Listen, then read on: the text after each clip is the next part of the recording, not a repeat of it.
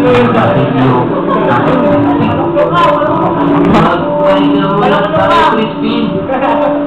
Naupo silang dalawa sa may sulok. Magkano pa ang kita mo ngayong buwan, kuya? 2 piso. Bakit? Kung pahirapan ko ang sinasabi nilang ninakaw ko.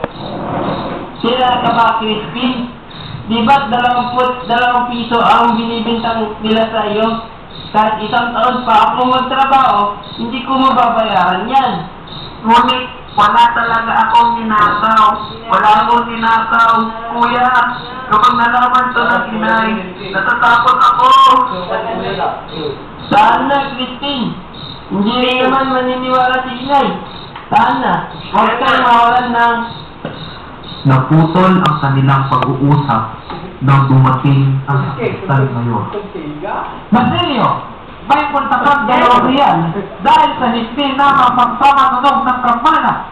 Ang ana! Hindi ka maaaring umuwi hanggang hindi o isinasawali ang ninakaw mo. Ngunit wala po talaga akong ninakaw. Magsisinungaling ka pa, ha? Tinawakan ng sakristan ang braso si Christine at pinila ito pababa ng hagdan. Ngunit nakahawak rin si Basilio sa kapatid.